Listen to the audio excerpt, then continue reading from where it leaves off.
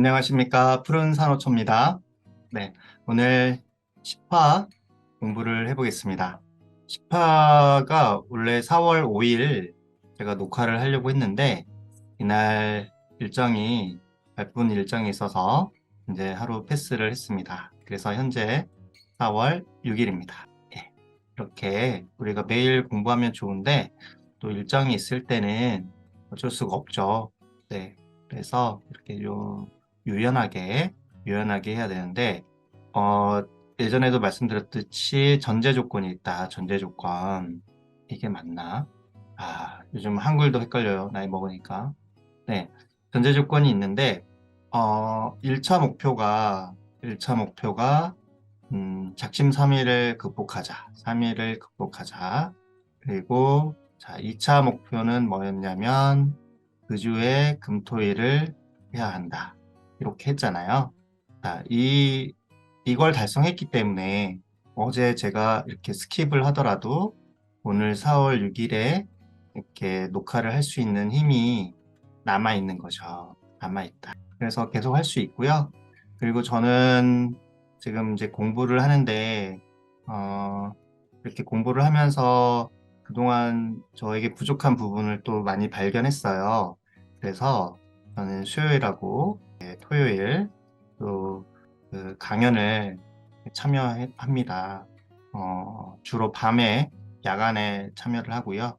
토요일은 하루 종일 하루 종일 공부하고 있습니다. 끊임없이 이렇게 공부하고 있다. 그래서 우리 선후배님, 동료분들, 우리 공부하는 거 그걸 손에서 놓으시면 안 됩니다. 책이라도 꼭 읽으셔야 되고, 저도 책을 잘 안 읽어요. 하도 데워가지고 책한테 그런 이야기들도 나중에 했으면 좋겠는데, 정말 많이 되었어요. 한 십수년 전. 이때는 책을 미친 듯이 읽었었는데, 그 책대로 잘 안 되더라고요. 그래서, 좌절과 실망, 또 믿었던 것에 배신당하는 느낌이 좀 더 우리한테 타격이 크잖아요. 같은 배신이라고 하더라도 믿었던 것에 혹은 사람에게 배신을 당하는 게 우리는 마음의 상처가 더 크지 않습니까? 제가 그랬었어요. 그래서 책을 정말 피했죠. 그랬는데, 다시 시작하려고 합니다. 우리 같이 공부하는 거잖아요. 같이 공부하니까 책을 읽어야 될 것 같더라고요. 책 읽기. 그래서 우리 하루에 정말 30분이라도 공부하자. 이게 우리 시니어가 앞으로 세상을 살아가기 위한 기본 자세입니다. 엄청 바쁘시고 그 집에 가면 와이프도 있으시고 애들도 있고 그렇잖아요. 결혼 안 하셨다고 하더라도 뭐 파트너가 있으시잖아요. 혹은 혼자 하시더라도 뭐 할 게 너무나 많으실 거예요. 그런데 거기에 너무 매몰되면 안 돼요. 물론 그 활동도 충실하게 하시되 그래도 공부하는 걸 잊어서는 안 된다. 제가 그래도 스타트업들이라든가 성공하시는 분들을 많이라고 하면 또 거짓말이라서 또 그런 대로 보고 있는데 공통점이 있어요. 공통점. 뭐 다른 점도 많아요. 하지만 좀 잘 되는 분들, 이분들의 공통점은 공부를 하시는 거예요. 끊임없이. 공부하시고, 그리고 또 투자를 합니다. 투자. 이 투자는 금전적인 투자도 있을 거고, 자기 자신을 위한 투자도 있을 거예요. 이 두 가지를 열심히 하시고요. 그 외에 이제 여러 가지 있잖아요. 뭐 아침에 일찍 일어난다. 아침 일찍 일어난다. 뭐 이런 것도 좋은 습관이고, 아침에 운동을 한다든가, 뭐 침구를 정리한다든가, 명상을 한다든가, 이런 것들을 많이들 하세요. 이걸 하신다고 하셔서 꼭 성공하는 건 아니에요. 반복하지는 않는다는 거죠. 그 외에도 이제 성공을 하기 위한 여러 가지 요소들이 있겠죠. 아무튼 그럼에도 불구하고 이 공부와 투자는 꼭 하시더라. 그래서 우리 오늘도 한번 열심히 공부해 보겠습니다. 서비스 경험 디자인 프로세스. 이걸로 가자. 대량 생산을 염두에 두고 개발되는 신제품 개발의 경우 생산 과정에서 막대한 비용이 소모되기 때문에 보통 철저한 시장 조사, 소비자 조사 등을 기반으로 제품 디자인 단계가 체계적으로 진행된다. 당연하죠. 이런 조사 없이 제품을 만들게 되면 실패합니다. 이런 조사를 하더라도 실패하는데 얼마나 어려운데요. 이에 비해 서비스 경험 디자인은 비선형적, 이 알람이 오늘 많이 뜨네요. 카톡을 열어놨더니 그러네. 카톡 알람을 끄겠습니다. 서비스 경험 디자인은 비선형적 그리고 반복적 디자인 단계를 거치며 프로세스가 진행되는 것이 일반적이다. 그러니까 이게 non 리니어라는 게 비선형적이고 이터레이티브 반복적이다. 예, 그래서 이런 특징이 있는데 이걸 좀 뒤에서 나올 것 같아요. 뿐만 아니라 서비스 경험 디자인 프로세스는 디자이너에 따라 그리고 프로젝트의 성격과 목적, 배경 및 상황에 따라서도 달라질 수 있다. 이게 그때그때 다 케바케라는 거죠. 케바케. 달라질 수 있다라는 거. 녹화가 잘 되고 있는지 잘 되고 있습니다. 이와 같이 서비스 경험 디자인 프로세스는 엄격하게 규정되거나 정형화되기 어렵긴 하나 서비스 디자인의 수요가 많아지고 학문적 지식이 축적되어 감에 따라 다양한 서비스 경험 디자인 프로세스 모델들이 제시되고 있다. 이와 같은 서비스 경험 디자인 프로세스 모델들은 각 디자인 단계를 따라 엄격하게 따라야 하는 처방적 성격의 가이드라인이라기보다는 복잡한 서비스 경험 디자인의 접근 관점, 방법, 행위들을 성격에 따라 구조화하여 전체적인 과정을 조망해 볼 수 있게 하는 지식에 더 가깝다고 할 수 있다. 약간 다르죠? 복잡한 서비스 경험 디자인의 이 접근 관점, 방법, 행위들에 따라 구조화하여 전체적인 과정을 조망한다는 거죠. 그래서 지식에 더 가깝다고 할 수 있다. 이와 같은 배경을 바탕으로 본 챕터에서는 서비스 디자인의 연구 커뮤니티에서 정의된 몇 가지 대표적인 서비스 경험의 디자인의 프로세스, 드디어 이제 프로세스가 나오네요. 소개하고 그 특징 등을 살펴보고자 한다. 또한 마지막으로 이렇게 다양한 서비스 경험 디자인의 프로세스에서 공통으로 발견되는 주요 핵심 단계들에 대하여 살펴보고자 한다. 서비스 디자인 문헌에 정의된 서비스 디자인 프로세스. 우선 서비스 디자인 연구자들 중 마크 스틱돈과 제이콥 슈나이더는 2010년 그들의 저서 This is Service Design Thinking에서 탐험, 창작, 숙고, 실행의 4가지 단계로 구성된 서비스 디자인 프로세스를 소개하였다. 네, 탐험과 창작, 숙고, 그리고 실행이라는 4가지 단계로 구성된 서비스 디자인 프로세스를 소개했대요. 이러한 4단계가 복잡한 서비스 경험 디자인 프로세스를 구조하기 위한 가장 기본적인 방법이라고 보았대요.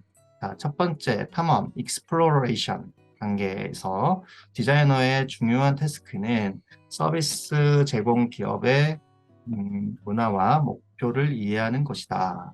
디자이너의 중요한 태스크가 서비스 제공 기업의 문화와 목표를 이해하는 것이래요.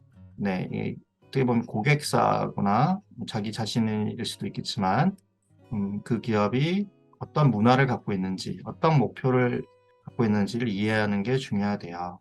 해당 기업이 서비스 경험 디자인을 이해하고 있는지, 그리고 서비스 경험 디자인을 실행할 준비가 되어 있는지를 파악하는 것이다. 예, 경험 디자인을 이해하고 있는지를 파악하는 거래요. 서비스 경험 디자인 프로세스는 디자이너와 서비스 제공 기업 구성원들 간의 공동 작업과 협업을 통해 이루어진다. 네, 디자이너와 제공 기업 구성원들 간의 공동 작업, 코워킹을 한다는 거죠. 여기서 디자이너의 자주권은 디자인 과정을 사용자 관점에서 창의적으로 이끌어가기 위한 것이며 창의적으로 이끌어간다. 사용자 관점에서 그 서비스 제공 기업이 협조와 열린 마인드셋을 통해 확보될 수 있기 때문에 해당 기업을 이해하는 과정이 필요한 것이다. 다음으로는 무엇이 진짜 문제인지를 파악하는 과정이 필요한데 이를 위해서는 어떤 서비스에 대한 현재 고객 및 잠재적 고객들의 관점에서 그들의 진짜 동기와 상황을 전체적으로 파악해야 한다. 그들의 진짜 동기와 상황을 전체적으로 파악해야 된대요. 그 후에는 발견점들과 현재 서비스의 구조를 시각화하여 서비스 경험 디자인 이해 관계자들의 이해를 돕고 커뮤니케이션을 원활하게 하는 과정이 따른다. 네. 그래서 뭔가 이제 발견한다라는 거죠. exploration. 두 번째는 창작 단계는 이제 creation 단계겠죠. 서비스에 대한 이 아이디어와 컨셉트를 만들고 정리된 문제를 가장 효과적이고 창의적으로 해결할 수 있는 방안들을 구상하게 된다. 네, 계속 나오는 단어가 창의적이네요. 이 과정은 디자이너와 다학제적인 팀들뿐만 아니라 고객들을 포함한 다양한 이해관계자들과의 공동작업, co-creative ideation, 공동작업을 통해 이루어진다고 하네요. 세 번째는 숙고 단계. 숙고 단계에서는 앞 단계에서 만들어진 콘셉트와 아이디어들을 테스트하게 된다. 그렇죠. 테스트를 한다는 거네요. 이런 테스트는 물리적 제품들을 디자인하고 테스트하는 과정과 유사하긴 하지만 비가시적이고 비물질적인 서비스 요소들을 테스트하기 위해서는 다른 전략이 필요하대요. 네, 비가시적이고 비물질적인 서비스 요소. 네. 그래서 이렇게 비가시적이고 비물질적인 서비스 컨셉트를 최대한 테스트 가능한 상태로 만들기 위해 디자이너들은 스테이징과 롤플레이 기법들을 활용하기도 한다. 이러한 기법들이 테스트하려는 서비스 환경과 상황을 완벽히 구현할 수 있는 것은 아니지만 오히려 이런 상황이 상상력과 창의력을 불러일으켜 서비스 콘셉트를 더 향상시키는 데 도움이 될 수 있다. 자, 스테이징과 롤플레이. 롤플레이는 좀 알 것 같은데 스테이징은 좀 애매하네요. 네, 이런 것도 뒤에 아마 나올 겁니다. 일단 넘어가 보죠. 네 번째 실행 단계입니다. 디자인된 서비스 컨셉트를 구현하기 위해서 현재의 시스템을 변화시킬 수 있는 다양한 전략이 사용된다. 이를 위해 변화 경영, change management의 기본 원리들이 활용되기도 한다. 그리고 서비스 콘셉트가 현장에서 실제로 실행되려면 고객뿐만 아니라 서비스 제공 기업의 직원들도 서비스 행위자로서 중요한 역할을 담당하게 된다. 자, 서비스 제공 기업의 직원들도 서비스의 행위자잖아요. 매우 중요하죠. 고객 접점을 유지하고 있는 분들이고, 따라서 처음부터 서비스 콘셉트에 공감하고 동기부여될 수 있도록 서비스 경험 디자인의 프로세스의 초기 단계부터 이들을 뭔데 참여시키는 것이 중요하다. 저는 그렇게 참여시키는 거라고 생각이 드네요. 것이 중요하다. 그리고 앞서 서비스 콘셉트를 프로토타이핑하는 단계에서 서비스가 제공되는 순간마다 직원들이 참여하면 참여일 것 같네요. 서비스 콘셉트를 보다 더 잘 이해하게 된다. 한편 안나 메로이와 다니엘라 상지오지는 2011년 그들의 저서 디자인 포 서비스 에서 18개의 서비스 디자인 프로젝트를 사례 연구로 조사하는 과정에서 발견한 다양한 서비스 디자인 도구들이 분석하기, 만들어내기, 개발하기, 프로토타이핑과 관련된 디자인 행위들과 연관이 있다고 하였다. 그리고 저자들은 해당 네 가지 디자인 행위들이 곧 서비스 경험 디자인 프로세스를 나타낸다고 하였다. 분석하기는 비디오, 사운드, 이미지, 텍스트 등의 매체들을 사용하여 맥락적 정보를 모으고 기록하고 공유하는 것. 맥락적 정보를 모으고 기록하고 공유하고 분석 결과는 사용자들에게 공유되거나 프로젝트 참가자들과의 상호작용에 사용되어 그들의 인식이나 경험을 효과적으로 조사하는 데 활용될 수 있다. 만들어내기는 프로젝트 참여자들과의 상호작용, 에서 수집된 경험들을 기반으로 하여 공통된 의미들을 만들어내는 것이다. 이 과정에서 서비스 아이디어를 효과적으로 보여주기 위해 시각화 기법들이 활용될 수 있다. 개발하기는 서비스 아이디어들을 자세하고 풍성한 서비스 시나리오와 시스템으로 전환하는 것이다. 서비스의 전체적인 모습을 구성하는 세부적인 파트들을 실현 가능성들을 고려하면서 개발해 나간다. 프로토타이핑은 워크숍이나 또는 실제 환경에서 사람들과 함께 새로운 서비스 아이디어들을 테스트하고 새로운 서비스 모델들을 실험하는 것이다. 한편 로버트 큐레데일은 2013년 그에 져서 서비스 디자인 250 Essential Methods에서 비전 정리하기, 사람들과 그들의 맥락 이해하기, 통찰의 틀 잡기, 아이디어 탐색하기, 프로토타이핑 반복하기, 결과물 실행하기의 6단계의 디자인 행위들로 서비스 디자인 프로세스가 구성된다고 소개하였다. 거의 얼추 비슷하네요. 4단계든 6단계든 거의 비슷한 맥락인 것 같아요. 이러한 서비스의 흐름을 정리해보면 우선 서비스의 큰 목표와 방향성 및 비전을 정리하면서 서비스의 큰 목표와 방향성 그리고 비전을 정리하면서 서비스의 비전을 정리하게 되고 여러 가지 사용자 조사 접근 방법들을 통해 사람들의 경험과 맥락을 이해하는 과정을 거치게 된다. 그 결과 얻어지는 데이터들을 토대로 새로운 서비스에 대한 통찰의 틀이 구체화되며 다양한 서비스 아이디어들이 탐색된다. 이후 이러한 아이디어들과 솔루션들은 프로토타이핑을 통해 테스트하고 수정하는 반복적인 단계를 거치게 되며, 그러니까 테스트하고 수정한다는 게 반복적으로 이루어진다는 거죠.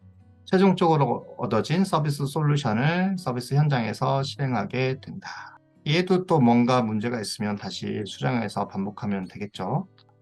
그래서 종합적 서비스 디자인 프로세스의 더블 다이아몬드 프로세스. 더블 다이아몬드 프로세스라는 게 있나 봐요. 이상으로 살펴본 몇 가지의 서비스 경험 디자인 프로세스 모델들 외에도 학교와 실무 영역에서는 다양하게 응용된 모델들을 제시하고 있다. 이러한 모델들은 사용되는 용어나 단계 설정이 각기 다르지만 근본적으로 유사한 성격과 특징을 공유하고 있다. 네, 제가 살펴보니까 근본적으로 유사한 성격과 특징을 공유하고 있는 것 같아요. 마크 스틱돈 위에 나왔었죠. 제이콥 슈나이더는 2010년 그들의 저서 역시 This is Service Design Thinking에서 이러한 점을 지적하면서 몇 가지 사례들을 소개하였다. 그들의 저서에 의하면 발견하기, 개발하기, 측정하기의 3단계, 통찰, 아이디어, 프로토타이핑 전달의 4단계, 발견하기, 컨셉 잡기, 디자인하기, 개발하기, 실행하기 5단계를 제시하는 에이전시가 있지만 각 프로세스의 전체적인 방향성 및 단계별 성격은 서로 유사성을 지닌다고 하였다. 네, 유사한 것 같아요. 이와 같이 다양한 서비스 경험 디자인 프로세스 모델들을 종합해 보았을 때 가장 보편적이면서도 대표적으로 활용될 수 있는 모델로 영국 디자인 카운슬에서 제시한 더블 다이아몬드 프로세스 모델을 꼽을 수 있다. 이게 가장 보편적이래요. 이 더블 다이아몬드 프로세스 모델. 문장에서는 종합적인 서비스 디자인 프로세스 모델로서의 더블 다이아몬드 프로세스를 간략하게 소개한다.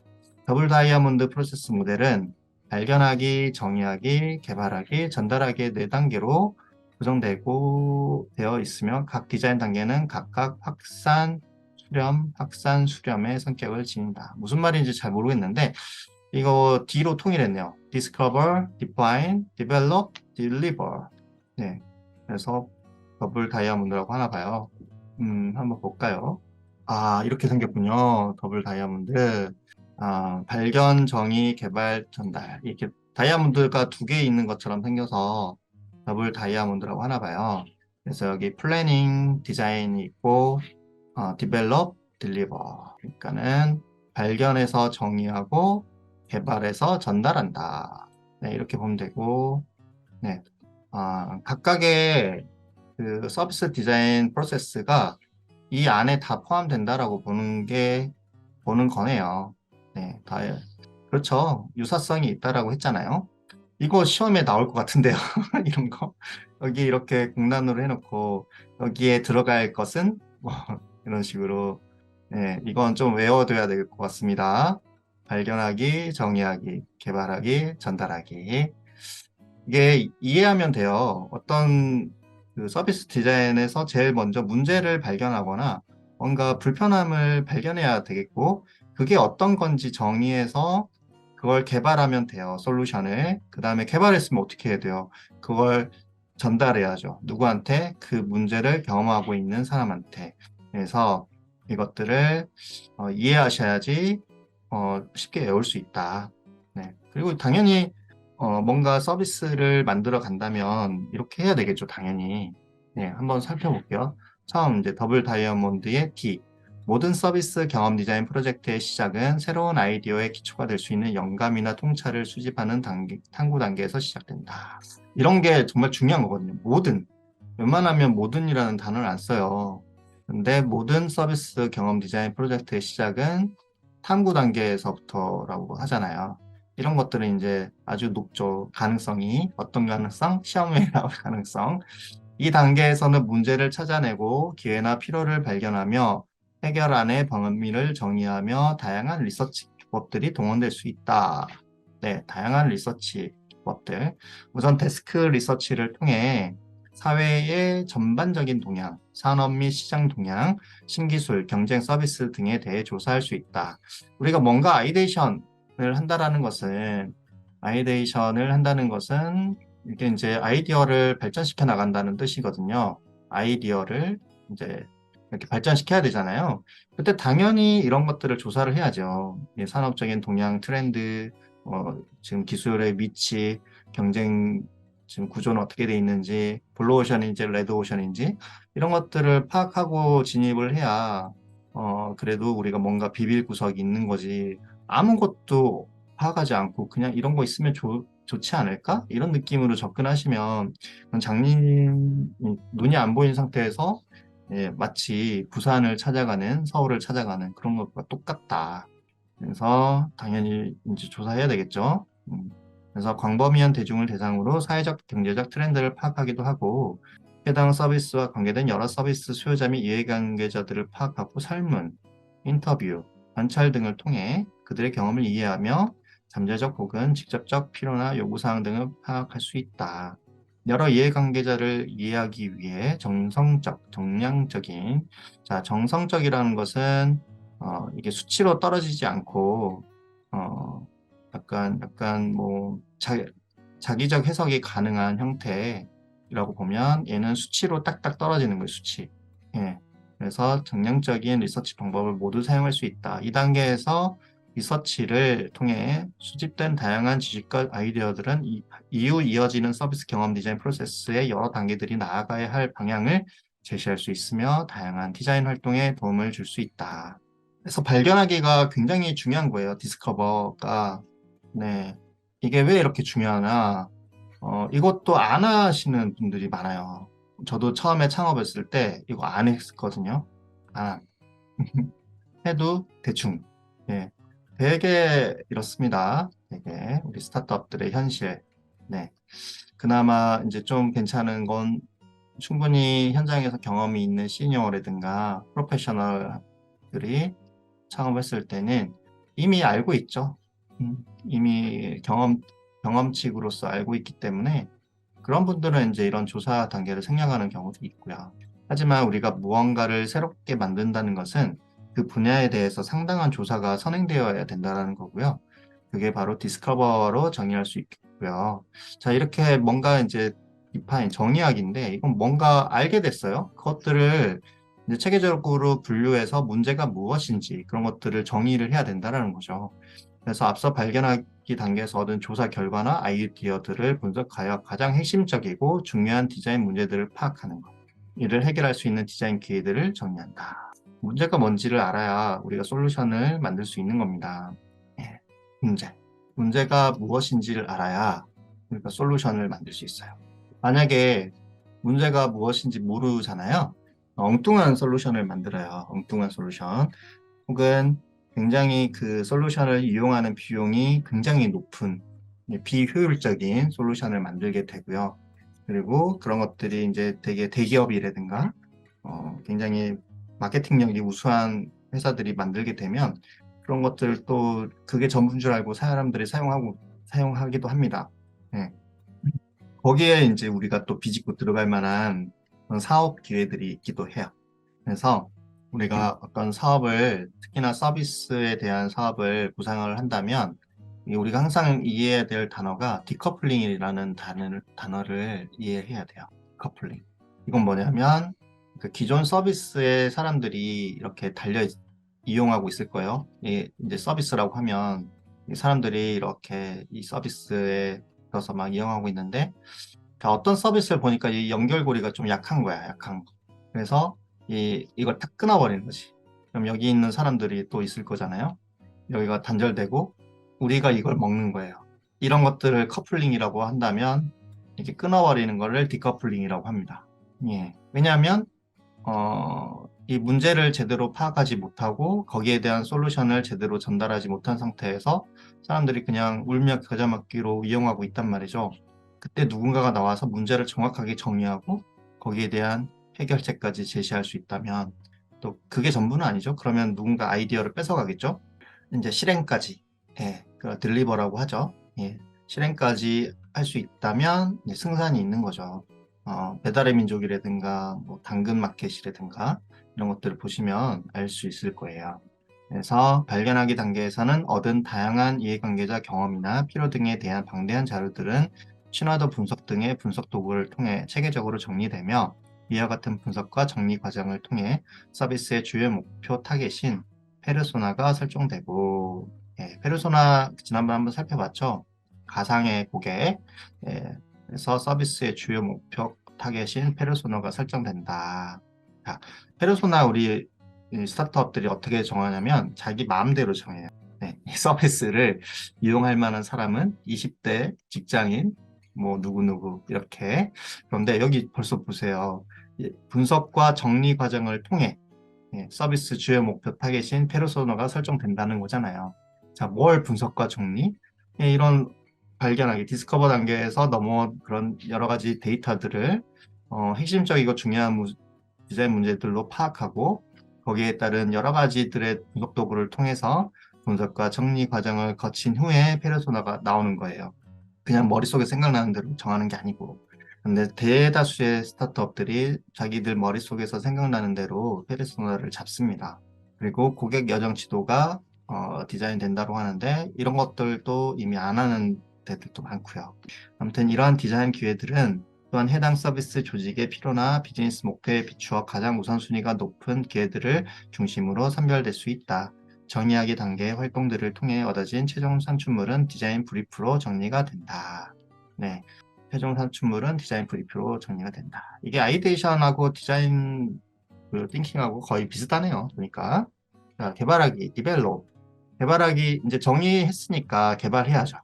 단계에서는 디자인 브리프, 정의된 그런 디자인 브리프를 기반으로 반복적인 디자인 프로세스를 진행하며 서비스 콘셉트를 개발하고 테스트하여 구체적인 서비스 결과물로 발전시킨다. 이렇게 서비스 콘셉트를 개발하고 구체화하는 과정에서 워크숍이나 코디자인 또는 코크리에이션 세션을 통해 이건 이제 공동작업이죠. 공동작업. 다학제적 공동작업. 네. 그래서 사용자는 물론 다양한 이해관계자들을 참여시켜 공동으로 디자인하고 테스트하는 과정을 거치기도 한다. 이렇게 확정된 서비스 컨셉트를 바탕으로 서비스가 갖춰야 할 세부적 기능들이 정리되며 이러한 기능들이 전체적인 서비스 경험으로서 어떻게 작동할지를 보기 위해 서비스 시나리오, 고객 여정 지도 등의 모델링 기법이 활용되기도 한다. 그리고 이러한 서비스 경험은 서비스 프로토타입을 통해 실체화할 수 있으며 네, 이제 프로토타입의 역할은 실체화겠죠, 당연히. 서비스 사용자나 다른 이해관계자들을 참여시켜 문제점이나 개선점을 발견하고 보완해 갈 수 있다. 계속 이걸 피드백을 받는다는 거예요. 계속 피드백. 그다음에 전달하기, 딜리버. 전달하기 단계에서는 서비스나 제품 등의 컨셉트나 프로토타입 최종 테스트 과정을 거쳐 평가되고 발견된 문제점이나 개선점들이 해결된 후 최종 결과물이 도출된다는 거죠. 이 과정에서 최종 사용자의 피드백뿐만 아니라 사내 직원들 및 파트너사, 구성원들 등 서비스의 실행에 관여하는 다양한 이해관계자들이 참여하여 서로 지식과 배움을 공유하는 것 또한 서비스의 원활한 실행을 위해 중요하다. 네, 그래서 이제 더블 다이아몬드를 받습니다. 그래서 이제 그 다음은 서비스 경험 디자인의 툴킷.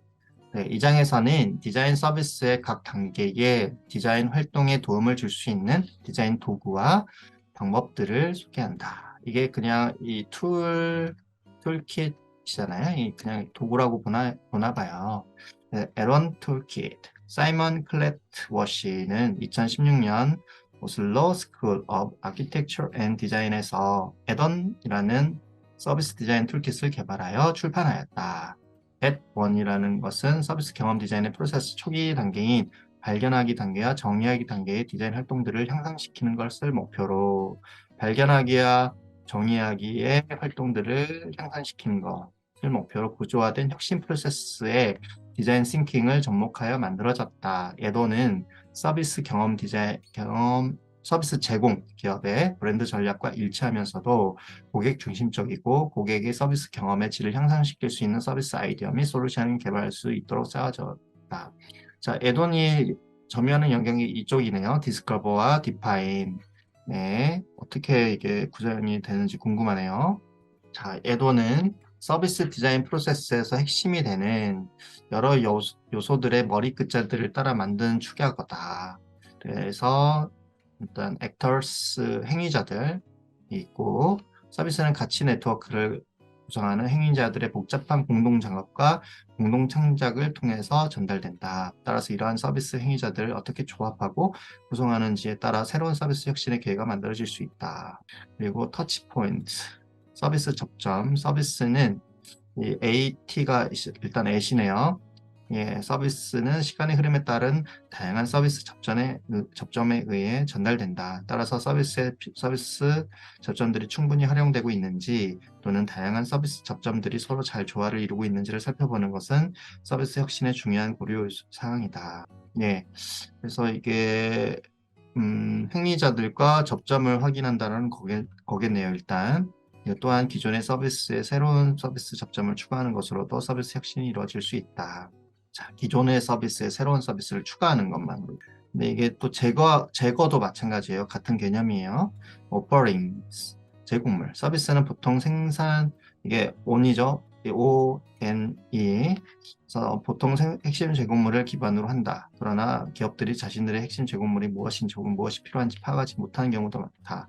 그렇죠. 이게 아까 제가 얘기했던 내용들이에요. 따라서 기업은 핵심 제공물이 무엇인지 그리고 그것이 시장에서 고객들에게 어떻게 인식되고 있는지를 이해함으로써 서비스 혁신을 이루어낼 수도 있다. 네. 근데 이건 꼭 그렇진 않아요. 이걸 몰라서 안 하는 경우도 있지만 알아도 못하는 경우가 많습니다. 알아도 못하는 경우. 언제일까요? 예, 그 서비스가 충분한 돈을 벌고 있다라고 생각이 들 때 그걸 굳이 바꿀 수가 없는 거죠. 바꾸면 안 되는 거죠. 수익이 날아가 버리니까. 그런데 그런 식으로 가다 보면 나중에 문을 닫게 됩니다. 왜냐하면 계속 변하니까. 네, 세상이 계속 변하기 때문에. 그래서 니즈, 필요. 서비스 혁신을 위한 디자인은 고객들의 감정적이고 기능적인 요구사항이나 필요사항 또는 희망사항이 무엇인지 파악하면서 시작된다. 그래서 감정적이고 기능적인 요구사항, 니즈가 여기 들어있네요. 그 다음에 experience, 경험. 서비스는 본질적으로 경험적이며 경험은 디자인되고 연출될 수 있다. 이상적인 서비스 경험을 정의하고 이것을 구성하는 키워드들을 개발할 때 기술 중심이 아닌 경험 중심의 서비스 혁신이 이루어진다. 예, 그래서 경험도 들어가 있고. 이러한 5개의 요소로 구성된 애드원은 서비스 혁신을 위한 잠재적인 도구가 될 수 있으며 자, 서비스 혁신을 위한 잠재적인 도구가 될 수 있대요. 각 요소들의 관점에서 현재 있는 서비스를 분석하고 혁신할 수 있는 기회가 된다. 자, 우리가 뭔가를 발견한다라는 게 되게 막연할 수가 있잖아요. 근데 이 애돈이라는 방법으로 우리가 발견하면 된다는 소리입니다. 이게 애돈은 1년의 워크숍 주제로 사용될 수 있으며 각 워크숍에서는 다음과 같은 점들에 초점을 맞출 수 있다. 자, add one. 새롭고 혁신적인 서비스를 구성하게 될 서비스 행위자들의 새로운 조합을 구성해 본다. 서비스 행위자들을 이제 타겟을 했네요. 이게 고객이 아닌 것 같아요. 고객이 아닌 것 같아요. 서비스를 혁신하기 위해 현재의 서비스 터치포인트들이 새롭게 재구성되거나 기존에 없던 터치포인트들이 추가될 필요는 없는지 탐색한다. 그러니까 이게 어떻게 보면 프론티어일 수도 있고 고객 접점이라는 소리잖아요, 여기가. 그래서 행위자들과 고객 접점에 대해서 탐색하고 해당 서비스 제공 기업의 오퍼링, 네, 브랜드 전략을 잘못은 새로운 서비스 제공물들을 구상하고 개발한다. 그럼 고객의 니즈는 고객의 필요를 이해하고 어떻게 새로운 서비스가 해당 필요를 만족시킬 수 있는지 탐색한다. 고객의 새로운 서비스 경험에 의해 구상한다. 이가 마지막에 experience죠. 고객의 새로운 서비스 경험에 대해 구상한다. add one. 이렇게 위에 내용 나오고 칸 나오면 뭐다? 예, 시험이다. 안 나올 수도 있지만 일단 이렇게 공부를 해볼게요. Human Centered Design, HCD 툴킷. 예, HCD 도구라고 하는 게 있네요. 미국에서 설립된 세계적인 디자인 컨설팅 회사인 아이디오. 예, 우리 이미 이제 많이 봐서 익숙해요, 벌써. 이거랑 또 뭐 있죠? 엔진 있었잖아요, 엔진. 예. 아이디오에서는 인간 중심 디자인을, 휴먼 센터 디자인을 디자인 현장에 쉽게 활용해 당면한 문제를 창의적으로 해결할 수 있는 툴킷을 내놓았다. HCD, Human Centered Design, 이런 거 좀 알아주면 좋겠죠? Human Centered Design, HCD. 어디 가서 말하면 되게 유식해 보이지 않을까요? 유식. 우리 디자인은 HCD에 입각해서 이런 형태로 그런 톤 앤 매너를 맞춰서 이런 식으로 말을 한다면 있어 보이잖아요. 그러면 뭐 HCD가 뭔가요? 아, Human Centered Design입니다. 이렇게 할 수 있다면 있어 보이겠죠? 자, 구성원들의 요구, 필요, 행동을 이해하고 얘는 이제 그래도 구성원들의 요구, 필요, 행동을 이해하고 이를 효과적으로 적절하게 해결할 수 있는 솔루션을 기술적이고 조직적으로 실현할 수 있는지를 디자인하고 개발할 수 있도록 돕는 데 목적을 둔다. 특히 이례적 솔루션이 아닌 지속 가능한 솔루션 도출을 지향한다. 이러한 HCD 툴킷의 세 가지 핵심 원리는 적합성, 실현 가능성, 지속성 등이 있다. 예. HCD 툴킷의 세 가지 핵심 원리가 적합성, desirability, 실현 가능성, feasibility, 그리고 지속성, viability가 있다. 특히 이 툴킷은 개발도상국의 사람들의 삶을 디자인적으로 개선하는 데 도움을 주는 도구로 알려져 있다. 자, 휴먼 센터 디자인은 개발도상국 사람들의 삶을 디자인적으로 개선하는 데 도움을 주고 있대요.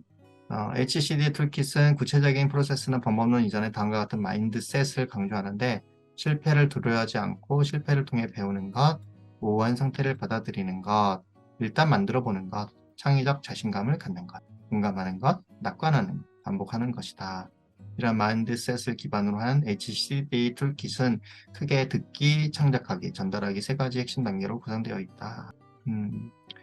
예, HCD 툴킷은 듣기, 창작하기, 전달하기로 구성되어 있대요. 약간 긍정적인 마인드셋을 가져라 이 말이고요. 듣기, hear. 이 단계에서 디자인팀은 사람들로부터 그들의 생각, 의견, 필요, 경험, 바람 등 다양한 목소리를 얻고 이러한 자료들을 통해 디자인에 도움을 줄 수 있는 영감이나 통찰을 얻게 된다. 결국 사람들로부터 얻어야 된다는 소리죠. 이 과정에서 다양한 인간 중심 디자인 방법론이 사용된다. 그 다음에 창작하기, create. 앞선 듣기 단계에서 수집된 자료들을 가지고 워크숍 등 공동으로 디자인하는 기회들을 통해 조사 대상인 사람들의 이야기를 공유하고 서로 공감한다.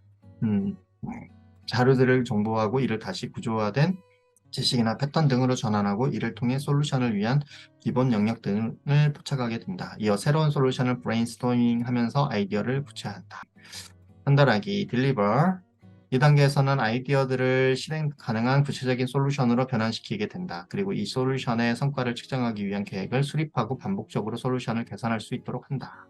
이를 위해 지속 가능한 수익 모델을 개발하고, 네, 이게 지속 가능한 수익 모델이라는 게 가장 중요하죠. 이게 계속 우리는 살아남아야 되니까 해당 솔루션을 실행하는 데 필요한 역량을 평가하며 솔루션에 대한 구체적인 실행 계획 등을 수립하게 된다. 제가 샤워를 한 지가 얼마 안 돼가지고 되게 목이 마르네요. 컬렉티브 액션 툴킷. 1969년에 독일에서 설립된 세계적인 디자인 컨설팅 회사인 프로그 디자인. 프로그 디자인은 사람들이 스스로 사회와 커뮤니티의 문제들을 해결할 수 있는 솔루션을 공동으로 조직화하고 개발할 수 있도록 돕는 행위와 방법으로 구성된 컬렉티브 액션 툴킷을 개발하였다. 이 툴킷은 행동지도 액션 맵과 유흥 영역의 6개의 영역의 행위들로 구성되어 있다. 행동지도는 경로에 집중하게 해주며 행동하고 숙고하는 데 드는 시간의 균형을 잡을 수 있게 도와준다. Imagine, Make, Plan, Build, Seek, 그다음에 Clarify. 예. 행동지도래요. 이게 6가지 행동지도. Collective Action Toolkit. 이 툴킷의 6가지 행위들은 명확히 하기, clarify, 조직하기, build, 찾기, seek, 상상하기, imagine, 만들기, make, 계획하기, plan이며 커뮤니티와 조직에서 변화를 일으킬 수 있는 솔루션을 개발하기 위한 서로 다른 방법들을 제공한다. 목표에 따라 정해진 순서 없이 각 행동들을 따를 수 있으며 이런 행동들을 하면서 목표를 더 잘 이해할 뿐만 아니라 그 목표를 어떻게 달성할 수 있는지도 알게 된다. 그리고 시간의 흐름에 따라 각자 처음 세웠던 목표 또한 바뀔 수 있는데, 즉 처음에는 어떤 목표에 합의하여 시작했더라도 계속해서 행동 지도의 중심으로 다시 돌아오게 될 것이다. 자, 먼저 명확히 하기부터 볼게요. 무엇을 해결하고 성취하고자 하는지에 대한 목표를 명확히 하는 것은 팀의 성공에 매우 중요하다. 특히 이러한 목표가 변화해가는 과정을 시각화함으로써 팀의 이해와 공유를 도울 수 있다. 자, 조직하기, 빌드. 커뮤니티 안에서 사람들을 모으고 그들에 대해 파악하면서 팀 내의 사람들이 서로를 이해할 수 있는 기회를 마련한다. 네. 팀 내 사람들이 어떤 기술들을 지니고 있으며 팀에 필요한 기술이 무엇인지를 살펴볼 수 있다. 찾기, 시크, 사람들의 삶과 경험을 조사하고 니즈를 파악한다. 인터뷰나 관찰 등을 통해 사람들이 커뮤니티 안에서 경험하는 문제들을 이해하고 진짜 필요를 찾아낸다. 때로는 사람들이 해당 문제들에 대한 통찰을 가지고 있을 수도 있으므로 그들과 소통한다. 이러한 과정에서 사람들의 경험이나 문제 속에 공통된 패턴 등을 발견한다. 공통된 패턴, 상상하기, 이미지. 해결하고 싶은 문제에 대한 다양한 해결책을 만드는 과정에서 가장 실현 가능한 안을 결정하도록 도와준다. 그렇죠. 상상해야 되겠죠. 우선 최대한 많은 아이디어를 낸 후 서로 다른 아이디어들을 조합하여 새로운 아이디어들을 내볼 수도 있다. 아이디어를 내고 조합해서 다시 새로운 아이디어. 이게 굉장히 괜찮은 방법이에요. 우리가 아이데이션 할 때 많이 쓰는 방법이고, 예. 이걸 이제 분류를 하는 거죠. 카테고리대로 분류를 해서 이렇게 카테고리를 모아가지고 A, B, C 아이디어를 여기 포도송이처럼 붙이는 거예요. 그러면서 이제 근본적인 문제를 찾아내는 거죠. 그다음에 make 만들기.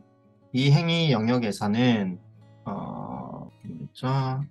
이 행위 영역에서는 아이디어들을 스토리텔링하는 등 흥미로운 방법으로 테스트하며 피드백을 받는다.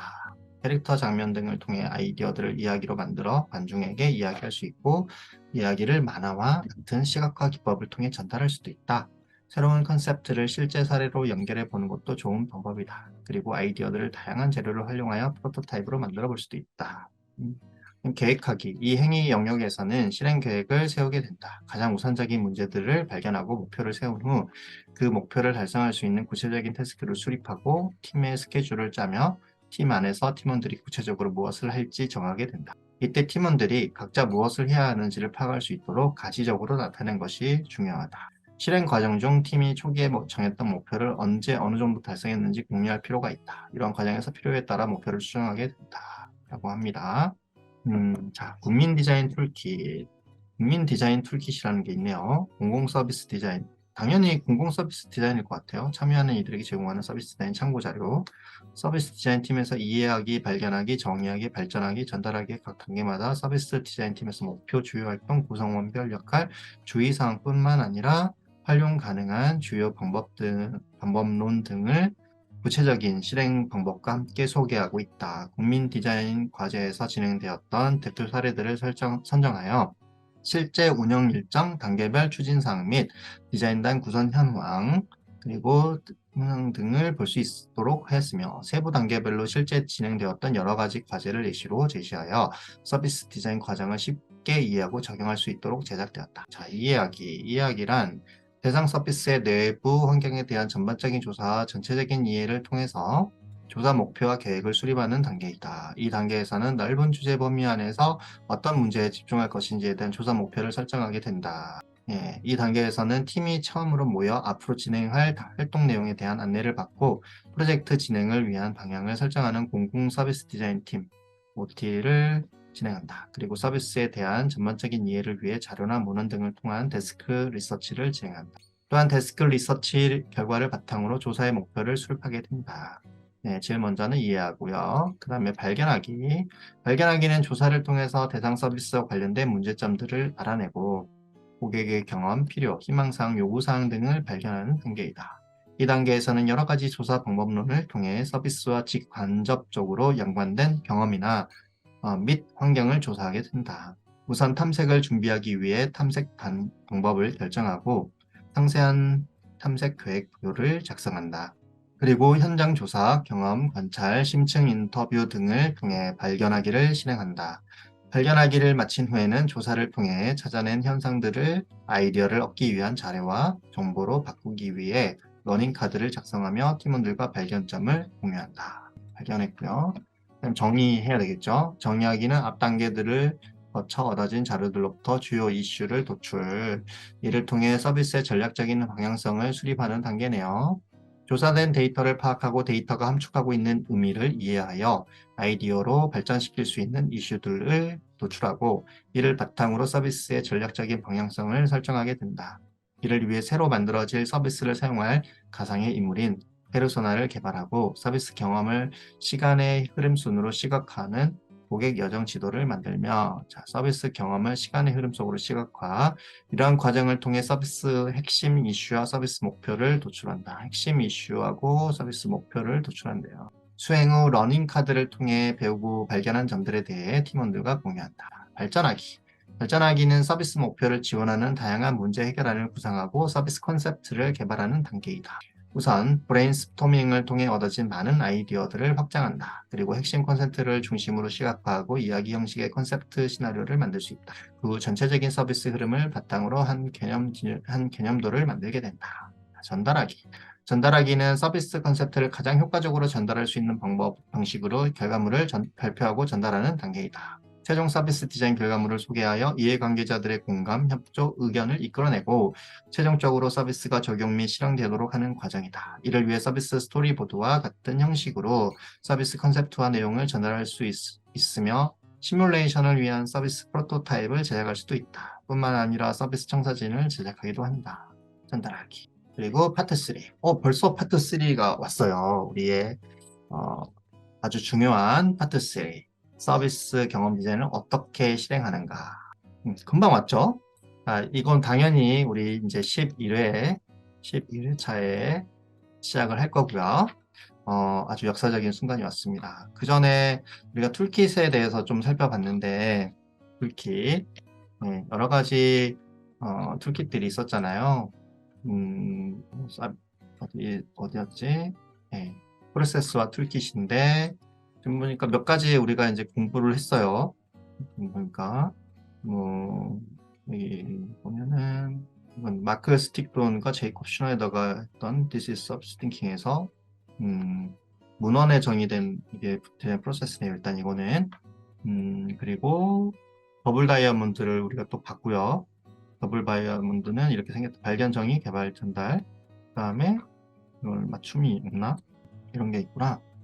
이게 페이지별로 안 되나? 예. 뭐 있을 것 같긴데. 더블 다이아몬드 봤고, 그 다음에 애돈 툴킷.